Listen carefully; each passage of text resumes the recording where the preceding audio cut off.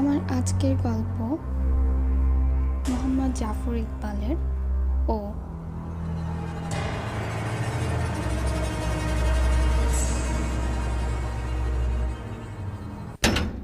গহর মামা আমাদের খুব দুঃসম্পর্কের মামা, কিন্তু আপন মামাদের থেকে তার সঙ্গে আমাদের বেশি খাতির ছিল। আমি যখনকার কথা বলছি তখন ভদ্রতার ব্যাপার স্যাপারগুলো সেভাবে চালু হয়নি। হাঁচি দিয়ে কেউ এক্সকিউজ মি বলতো না, চা নাস্তা খেয়ে কেউ থ্যাংক ইউ বলতো না। পেট ভরে খেয়ে সবাই ঘেউ করে একটা বিকট শব্দ করে ঢেকুর তুলত এবং সেজন্য কেউ তার দিকে ভুরুকুচকে তাকাতো না। এখন যেরকম কেউ আগে থেকে খোঁজখবর না দিয়ে আসে না, তখন সেরকম ছিল না। আত্মীয় স্বজন দুইটা মুরগি না হয় একজোড়া নারিকেল নিয়ে রাত বিরেতে চলে আসতো, কেউ কিছু মনে করতো না। আমাদের গহর মামাও সেরকম চলে আসতেন। অন্য কেউ এলে আমরা যেটুকু খুশি হতাম, গহর মামা এলে তার চেয়ে অনেক বেশি খুশি হতাম। তার প্রথম কারণ, গহর মামা খুব সুন্দর গল্প বলতে পারতেন। তার নানা রকম গল্প ছিল। কিছু গল্প ছিল খুব হাসির। আজকালকার ছেলেমেয়েরা শুনলে নিশ্চয়ই নাক কুচকে বলবে হাউ ডার্টি, কিন্তু আমরা শুনে হেসে কুটি কুটি হতাম। কিছু কিছু গল্প ছিল বিচিত্র। ডাকাতরা এসেছে এবং গৃহস্থলীরা কিভাবে সেই ডাকাতদের ধরে ফেলছে, সেরকম মজার গল্প। কিছু কিছু গল্প ছিল ভয়ঙ্কর। গরুচোরদের ধরে কিভাবে খেজুর কাটা দিয়ে তার চোখ গেলে দেওয়া হচ্ছে, তার বীভৎস বর্ণনা। তবে গহর মামার সবচেয়ে মজার গল্প হচ্ছে ভূতের গল্প। আমরা ভয় পাবো বলে ভূতের গল্প বেশি বলতে চাইতেন না। অনেক জোরাজুরি করলে একটা দুইটা বলতেন। সেগুলো শুনে ভয়ে আমাদের পেটের ভাত চাল হয়ে যেত। গহর মামার কাছে শোনা একটা গল্প ছিল এরকম, তার নিজের ভাষাতেই বলি। এখন যেরকম নানা ধরনের স্কুল আছে, কোনোটা বাংলা কোনোটা ইংরেজি, আমাদের সময় সেরকম কিছু ছিল না। 10-20 মাইলের মধ্যে কোনো স্কুল খুঁজে পাওয়া যেত না। বেশিরভাগ মানুষ লেখাপড়াই করতো না। লেখাপড়া করার কোনো দরকারও ছিল না। খুব যদি কারো লেখাপড়ার শখ হতো, সে কোনো মক্তব না হয় মাদ্রাসায় পড়তো। আমার নিজের লেখাপড়া করার কোনো ইচ্ছা ছিল না, কিন্তু আমার বাবার খুব শখ ছেলেকে মাওলানা বানাবেন। তাই একদিন আমাকে ধরে জোর করে নিয়ে একটা মাদ্রাসায় ভর্তি করিয়ে দিয়ে এলেন। সেই মাদ্রাসায় থাকা খাওয়া লেখাপড়া সব কিছু। মাদ্রাসার বড় হুজুরের নাম করিমুল্লাহ। শক্ত পেটা শরীর, মুখে লম্বা দাড়ি, মাথায় সাদা পাগড়ি। বাবা চলে আসার সময় করিমুল্লাহ হুজুরকে বলে এলেন, হুজুর, আমার ছেলেকে আমি আপনার কাছে দিয়ে গেলাম। হুজুর বললেন, তোমার কোনো চিন্তা নাই, আমি তোমার ছেলেরে মানুষ করে ফেরত দিব। বাবা বললেন, হুজুর, খালি চামড়াটা দিলেই হবে। আমার ছেলের হাড্ডি আর মাংস আপনার খেদমতের জন্য। মানুষ করার জন্য হাড্ডি মাংস ছেঁচে ফেলেন, আমার কোনো আপত্তি নাই। সেই যুগে সবাই জানত যে হুজুর যত শক্ত পিটুনি দিতে পারেন, তার ছাত্র তত ভালো লেখাপড়া করতে পারে। করিমুল্লাহ হুজুরের মারপিটের অনেক সুনাম ছিল। অনেক দূর থেকে মারপিটের শব্দ আর ছাত্রদের আর্তনাদ শোনা যেত। তাই দূর দূর থেকে বাবা চাচারা তাদের ছেলেদের এই মাদ্রাসায় ভর্তি করে দিয়ে যেত। যাই হোক, বাবা কিছু ভালো মন্দ উপদেশ দিয়ে চলে গেলেন। আমার ইচ্ছা হলো হাঁক ছেড়ে কাঁদি, কিন্তু কেঁদে লাভ কি? আমার কান্না শুনবে কে? মাদ্রাসায় মতিন নামে একটি ছেলের সঙ্গে আমার পরিচয় হলো। সে আমার পিঠে হাত দিয়ে বলল, ফ্যাচ ফ্যাচ করে খামাখা কাঁদবি না, তোর কান্না কেউ শুনতে পাবে না। যদি আস্ত থাকতে চাস তাহলে রেডি হ। আমি রেডি হতে শুরু করলাম, আর এভাবেই আমার মাদ্রাসার জীবন শুরু হলো। হুজুর করিমুল্লাহ ছাড়া মাদ্রাসায় আরও 2জন শিক্ষক আছেন। তারা একে অন্যের সঙ্গে প্রতিযোগিতা করে ছাত্রদের পিটান। প্রথম আমরা পিটুনি খেয়ে গলা ছেড়ে কাঁদতাম। ধীরে ধীরে অভ্যাস হয়ে গেল। মাদ্রাসার অন্য ছাত্রদের সঙ্গেও পরিচয় হলো। সারা দিন আমরা হাদিস শরীফ, ফিকা মুখস্থ করি। রাতের বেলা যখন কেউ থাকে না, তখন আমরা নানা রকম বাদরামও করি। যাই হোক, এভাবেই আমার কয়েক বছর কেটে গেল। লেখাপড়া খুব একটা শিখি নাই। শুরু করে আরবি পড়তে পারি, 2-4টা সূরা মুখস্থ হয়েছে। কোন কাজ করলে কী রকম গুনাহ হয় আর তার জন্য দোজখের আগুনে কতদিন ধরে পুড়তে হয় সেগুলোও মোটামুটি জেনেছি। এরকম সময়ে একদিন একটা ঘটনা ঘটল। ঘটনার কথা বলার আগে হুজুর করিমুল্লাহর আরেকটা কথা বলা দরকার। ছাত্রদের পিটিয়ে মানুষ করা ছাড়াও তার আরও একটা বিষয়ে খুব সুনাম ছিল। সেটা হচ্ছে জিনভূতের চিকিৎসা। আজকালকার দিনে লোকজনের উপর জিনভূতের সেই রকম আসর হয় না। আমাদের সময় সেটা ছিল একটা নিয়মিত ঘটনা। এমন কোনো বাড়ি ছিল না যে বাড়িতে 2-4 জন বৌঝিকে জিনে ধরত না। হুজুর করিমুল্লাহ সেসব জিনভূতে পাওয়া রোগীর চিকিৎসা করতেন। চিকিৎসাটা ছিল মোটামুটি সহজ। বিড়বিড় করে কিছু দোয়া দুরুদ পড়া আর তারপর রোগীটাকে অত্যাচার করা। কঠিন কঠিন অত্যাচার, যেরকম মাঘ মাসের শীতে পুকুরের পানিতে 101 বার ডুব দেওয়া, চোখের মাঝে কাঁচামরিচ বেটে ডলে দেওয়া, শুকনো মরিচ পুড়ে নাকের মধ্যে আগুন দেওয়া, আর মাদার গাছে বেঁধে বড়ই গাছের ডাল দিয়ে পেটানো। এগুলো তো আছেই। সেই ভয়ঙ্কর অত্যাচারে জিনভূতের বাবার সাধ্য আছে থাকে, তারা বাপ বাপ করে পালাতো। জিনভূতে পাওয়া রোগীকে দূর দূরান্ত থেকে মাঝে মাঝে মাদ্রাসায় নিয়ে আসা হতো। আমরা সূরা মুখস্থ করতে করতে দেখতাম রোগীকে গাছের সঙ্গে বেঁধে রাখা হয়েছে, আর সন্ধ্যার পর চিকিৎসার নামে শুরু হতো অত্যাচার। সব মিলিয়ে একেবারে ভয়াবহ ব্যাপার। যাই হোক, এক কোরবানি ঈদের ঘটনা। ঈদের আগে মাদ্রাসায় ছুটি হয়েছে। মাদ্রাসার সবাই চলে গেছে। রয়ে গেছি খালি আমি আর মতিন। মতিনের বাড়িতে কেউ নেই। রোজা রমজান বা ঈদের ছুটির ছাটাতেও সে মাদ্রাসায় থাকে। আমার বাড়ি অনেক দূর, গয়না নৌকার সঙ্গে যোগাযোগ করে যেতে হবে, সেজন্যে দেরি হচ্ছে। হুজুর করিমুল্লাহর বাসা মাদ্রাসার সঙ্গে লাগানো। সেইখানে হুজুর তার 2 বিবি নিয়ে থাকেন।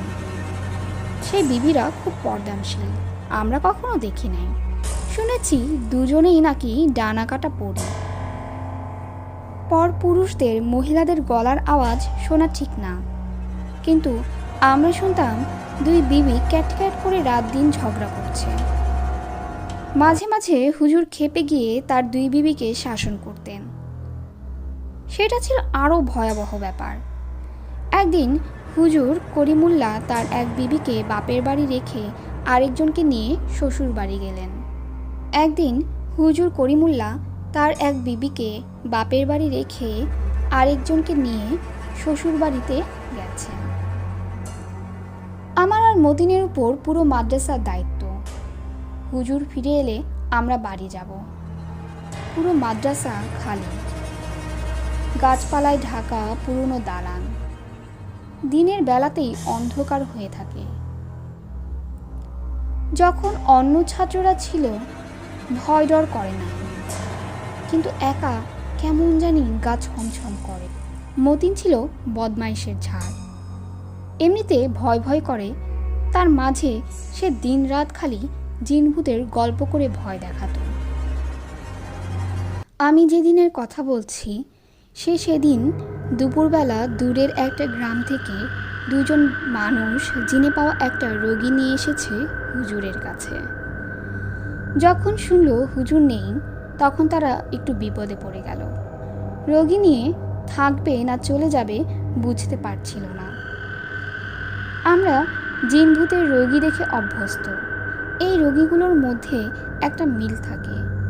সবাই কেমন যেন ভয়ের মাঝে থাকে, হাত পা কাঁপে, ভালো করে হাঁটতে পারে না, বিড়বিড় করে কথা বলে, হাউমাউ করে কাঁদে। কিন্তু এই রোগীটা একেবারে অন্যরকম। দেখে মনে হয় পুরো স্বাভাবিক। বয়স বেশি না, 23-24 বছর হবে। গায়ের রং ফর্সা, মাথার চুলগুলো একটু লম্বা। দেখে মনে হয় যাত্রার দলে অভিনয় করে। পাজামা আর শার্ট পরে আছে, শরীর একটা চাদরে জড়ানো। মানুষটা বেশি কথা বলে না, কীরকম জানি মেরুদণ্ড সোজা করে শক্ত হয়ে বসে শুধু এদিক সেদিক তাকায়। মানুষটা বেশি কথা বলে না, কীরকম জানি মেরুদণ্ড সোজা করে শক্ত হয়ে বসে থেকে শুধু এদিক সেদিক তাকায়। চোখের দৃষ্টিটা একটু অন্যরকম। চোখে চোখ পড়লে কেমন জানি বুক কেঁপে ওঠে। মতিন সাথে মানুষ দুজনকে জিজ্ঞেস করলো, এই আপনাদের রোগী? মানুষ দুজন মাথা নাড়ল। আমি বললাম, দেখে তো কোনো সমস্যা মনে হয় না। আমার কথা শুনে রোগী দাঁত বের করে হাসল। দাঁতগুলো লালচে দেখে কেমন যেন অস্বস্তি লাগে। মতিন বলল, রোগীর কোনো সমস্যা নেই, নিয়ে যান।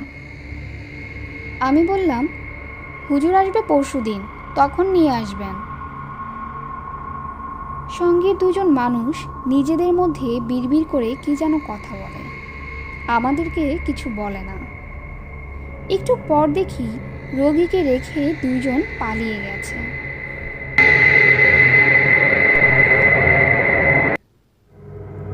আমি আর মতিন তখন রোগীর সঙ্গে কথা বলার চেষ্টা করলাম। মতিন মানুষটাকে জিজ্ঞেস করলো, আপনার সঙ্গে দুইজন কই? মানুষটা তার লাল দাঁত বের করে হাসার মতো ভঙ্গি করে বলল, চলে গেছে। কোথায় চলে গেছে? মনে হয় বাড়ি চলে গেছে। আপনাকে রেখে বাড়ি চলে গেছে? মানুষটা মাথা নাড়ল, বলল, হ্যাঁ। কেন? ভয় পায় তো, সেই জন্যে। আপনাকে ভয় পায়? হ্যাঁ। কেন? আপনাকে দেখে তো ভয় পাওয়ার কিছু আছে বলে মনে হয় না। মানুষটা কোনো কথা না বলে এদিক সেদিক তাকালো। আমি জিজ্ঞেস করলাম, আছে? এখন নাই, তবে তবে কি? রাতে যখন ও আসবে। কে আসবে? ওটাকে? মানুষটা কথার উত্তর না দিয়ে অন্যদিকে তাকিয়ে রইল। মতিন তখন একটু রেগে উঠে বলল, আপনি এখন যান, আপনার সঙ্গে যারা আসছে তাদের সঙ্গে বাড়ি যান। মানুষটা এমন একটা ভাব করলো যেন মতিনের কথা শুনতেই পায় নাই। মতিন তখন গলা উঁচিয়ে ধমক দিয়ে বলল, যান যান, বাড়ি যান। মানুষটা মাথা নাড়ল, বলল, না, যাব না। যাবেন না? না। কেন যাবেন না? জায়গাটা ভালো, আমার পছন্দ হয়েছে। পছন্দ হয়েছে? হ্যাঁ, অন্ধকার, মানুষজন বেশি নাই, নিরিবিলি। ও যখন আসে লোকজন থাকলে রাগ হয়।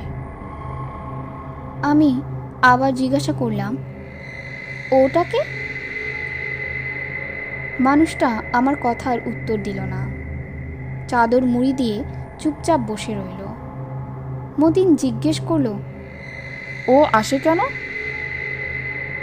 খিদে পায় তো, তাই খেতে আসে। কি খায়? রক্ত খায়।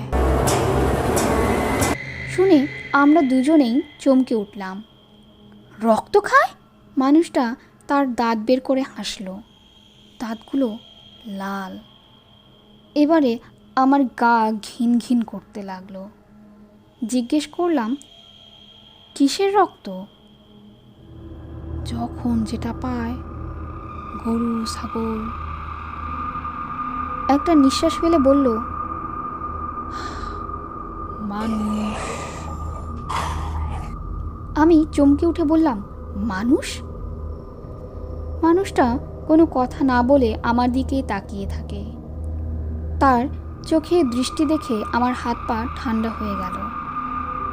আমি আর মতিন নিজেদের মধ্যে পরামর্শ করতে বসলাম। মতিন বলল, এই লোকরে এখানে রাখা যাবে না। আমি বললাম, না, দিনের বেলাতেই দেখে এত ভয় লাগে, রাতে কি হবে? মতিন বলল, আজ আবার অমাবস্যা। আমি বললাম, চল মানুষটাকে বের করে দিই। মতিন জিজ্ঞেস করলো, কোথায় বের করে দিবি?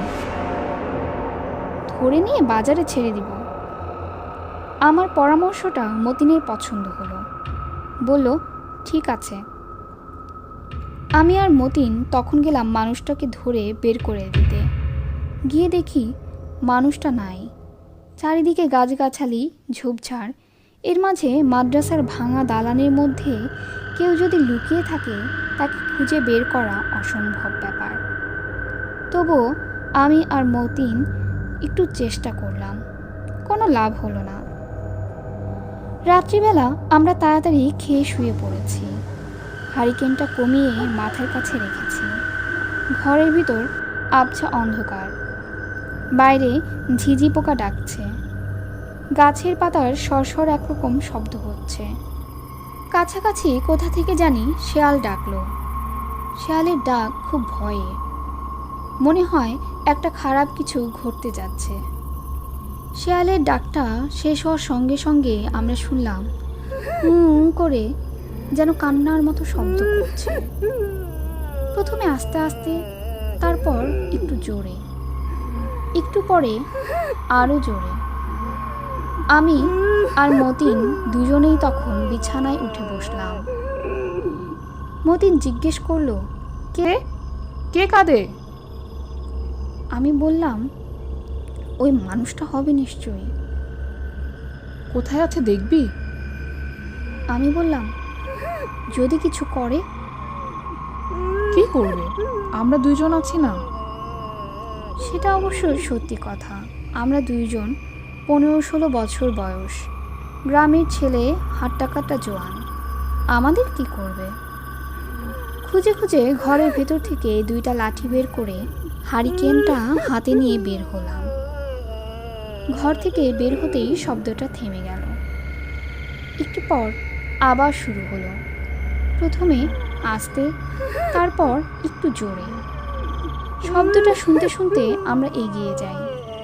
দালানটার শেষ মাথায় একটা ছোট ঘর।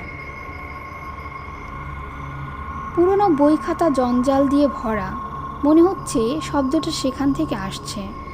আমরা ঘরটার দরজা ধাক্কা দিয়ে খুলে ভেতরে ঢুকে একেবারে হকচকিয়ে গেলাম। ঘরের জঞ্জাল পরিষ্কার করে সেখানে সাদা চাদরটা বিছিয়ে মানুষটা উদুম হয়ে শুয়ে আছে। 2 হাত 2 পা লম্বা করে ছড়িয়ে রেখেছে। তার মুখ ঘামে ভেজা, আর সেখান থেকে কান্নার মতো শব্দ বের হচ্ছে। মতিন জিজ্ঞেস করলো, কি হচ্ছে? কি হচ্ছে এখানে? মানুষটা ভাঙা গলায় বলল, ভয় করে, আমার খুব ভয় করে। কি ভয় করে? ও ওরে ভয় করে। কেন ভয় করে? আমারে খুব কষ্ট দেয়। তাহলে ওকে আসতে দাও কেন? মানুষটা কোনো উত্তর দিল না। মতিন আবার জিজ্ঞেস করলো, কেন আসতে দাও না? না দিয়ে উপায় নাই, লোহে পড়ে বিক্রি করে দিছি। কি বিক্রি করেছ? শরীরটা, এই শরীরটা এখন দরকার হলে ও ব্যবহার করে। কি ব্যবহার করে? কি করে ব্যবহার করে? জানি না, এক এক সময়ে এক একটা করে, খায়, অত্যাচার করে, আমি তো জানি না। আমি জিজ্ঞেস করলাম, খালি গায়ে শুয়ে আছো কেন? গরম, অনেক গরম। পৌষ মাসের কনকনে শীত। আমরা চাদর মুড়ি দিয়ে শীতে ঠকঠক করে কাঁপছি। তার মাঝে এই মানুষটার গরম লাগছে, ঘামে শরীর ভিজে জবজবে হয়ে আছে। আমি আর মতিন একজন আরেকজনের দিকে তাকালাম। ঠিক কী করব বুঝে উঠতে পারছিলাম না। মতিন বলল, আয় আমরা যাই। মানুষটা বলল, দাঁড়াও, কি হয়েছে? তোমরা একটা কাজ করো। কি কাজ? আমাকে বেঁধে রেখে যাও। বেঁধে রেখে যাব? হ্যাঁ। মানুষটা বড় বড় নিঃশ্বাস ফেলতে ফেলতে বলল, আমাকে শক্ত করে বেঁধে রেখে যাও, আল্লাহর কসম লাগে। কেন? তা না হলে তোমাদের বড় বিপদ হবে, অনেক বড় বিপদ। সময় নাই, তাড়াতাড়ি, ও আসছে। এই মানুষটার কথা ঠিক বিশ্বাস করব কি না বুঝতে পারছিলাম না, কিন্তু কোনো কারণ নেই, কিছু নেই, একটা মানুষকে বেঁধে রাখে কেমন করে? আমরা কি করব ঠিক বুঝতে পারছিলাম না। তখন খুব একটা অদ্ভুত ঘটনা ঘটল। হঠাৎ করে চারদিক কেমন যেন নীরব হয়ে গেল। প্রথমে আমরা বুঝতে পারলাম না কেন, একটু পর টের পেলাম। মাদ্রাসার চারপাশে গাছগাছালি, সেখানে দিন রাত 24 ঘন্টা ঝিঝি পোকা ডাকে। হঠাৎ করে সেই ঝিঝি পোকাগুলো থেমে গেছে, গাছের পাতায় সরসর শব্দও শোনা যাচ্ছে না। এতক্ষণ মানুষটা ছটফট করছিল, এখন সেও একেবারে থেমে গেছে, নড়াচড়া করছে না, শক্ত হয়ে শুয়ে আছে। আমি আর মতিন নিঃশ্বাস বন্ধ করে দাঁড়িয়ে আছি। হঠাৎ মনে হলো বাইরে দিয়ে কে যেন এক মাথা থেকে অন্য মাথায় দৌড়ে গেল। গাছের উপর কিছু পাখি ছিল, সাথে সাথে সেই পাখিগুলো কিচিরমিচির করে উড়ে গেল। একটু পরে আমরা আবার পায়ের আওয়াজ শুনতে পেলাম। মনে হলো দুদ্দার করে কেউ এবারে অন্য মাথা থেকে ছুটে আসছে। আমরা যে ঘরে দাঁড়িয়েছিলাম, হঠাৎ সেই ঘরের দরজা দরাম করে খুলে গেল। সাথে সাথে মনে হলো ঘরের ভেতর আগুনের হলকার মতন একটা গরম বাতাস ঢুকছে। তখন আমি আমার জীবনের সবচেয়ে অবাক ব্যাপারটা ঘটতে দেখলাম। চিত হয়ে শুয়ে থাকা মানুষটার পুরো শরীর হঠাৎ করে ছিটকে উপরে উঠে গেল। মনে হলো তার সারা শরীরের ভেতরে যেন কিছু কিলবিল করছে। মানুষটার শরীরটা কয়েক সেকেন্ড উপরে ঝুলে থেকে হঠাৎ আছাড় খেয়ে নিচে এসে পড়ল। মানুষটা প্রথমে একটা চাপা আর্তনাদ করে তারপর যন্ত্রণায় গোঙাতে থাকে। আমরা বিস্ফারিত চোখে দেখলাম তার চেহারাটা আস্তে আস্তে অন্যরকম হয়ে যাচ্ছে। দেখতে দেখতে তার চোয়ালের হাড়গুলো উঁচু হয়ে উঠল, চোখ দুটো টকটকে লাল হয়ে উঠল, মনে হলো কোটর থেকে বের হয়ে আসবে। জিহ্বাটা লম্বা হয়ে মুখ থেকে বের হয়ে আসে, মাইটা উঁচু হয়ে দাঁতগুলো মুখের বাইরে চলে আসে। মানুষটা সারা শরীর কেমন যেন দুমড়াতে মোচড়াতে থাকে। দেখে আমি আর মতিন ভয়ে আতঙ্কে একেবারে পাথরের মতন জমে গেছি, নড়তে পারছি না। আমার হাতের হারিকেনটা বার কয়েক দপদপ করে জ্বলে উঠে নিভে গেল। ঠিক নিভে যাওয়ার আগে আমার মনে হলো মানুষটা কুকুরের মতো উঠে বসেছে, তারপর আমাদের দিকে লাফ দিয়েছে। আমি ভয়ে আতঙ্কে চিৎকার করে ঘরের দরজা খুলে বের হয়ে ছুটতে শুরু করলাম পাগলের মতো। ছুটছি আর ছুটছি, মনে হচ্ছে আমার পেছনে ভয়ঙ্কর একটা দানব ছুটে আসছে, এই বুঝে আমাকে ধরে ফেলবে। ছুটতে ছুটতে আমি নিশ্চয়ই হামাগুড়ি খেয়ে পড়ে গেলাম। তারপর আমার আর কিছু মনে নাই। গহর মামা এইরকম সময়ে তার কথা শেষ করে কান চুলকাতে লাগলেন। আমরা নিঃশ্বাস বন্ধ করে বসেছিলাম। এবার জিজ্ঞেস করলাম, তারপরে তারপরে কি হলো মামা, কি হলো? সকালবেলা লোকজন আমাকে পেয়েছে, জ্ঞান নাই, মুখ দিয়ে গ্যাজলা বের হচ্ছে। গ্যাজলা কি মামা? গ্যাজলা চিনিস না? লালার মতন, অনেক ভয় পেলে মুখ দিয়ে গ্যাজলা বের হয়।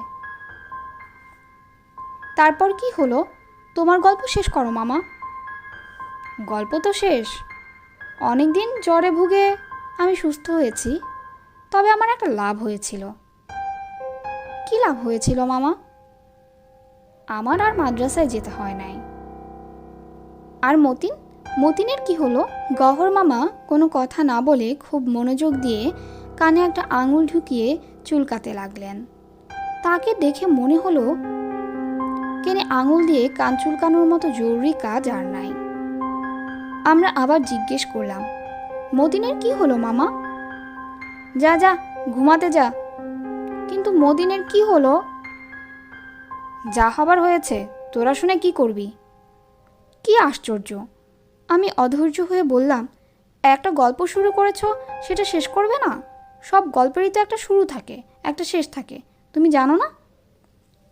থাকলে থাকে, আমার গল্প যেটুকু বলেছি সেটুকুই, কোনো শুরু নাই শেষ নাই। আমি বললাম, ঠিক আছে মামা, তুমি যদি বাকিটা বলতে না চাও তাহলে আমি বাকিটা বলি। গহর মামা আমার দিকে ভুরু কুঁচকে তাকিয়ে বললেন, বল। পরদিন সকালে মতিনের ডেড বডি পাওয়া গেছে। শরীরটা সাদা আর ফ্যাকাশে, তার শরীরে কোনো রক্ত নাই। গহর মামা চোখ বড় বড় করে আমার দিকে তাকালেন, কিছু একটা বলতে গিয়ে থেমে গেলেন। আমি বললাম, আর সেই মানুষটা কি? মানুষটা ভালোই আছে, মোটা তাজা হয়েছে। গহর মামা মুখ শক্ত করে বললেন, কেন মোটা তাজা কেন হয়েছে? রক্ত খুব ভালো প্রোটিন মামা, তুমি জানো না?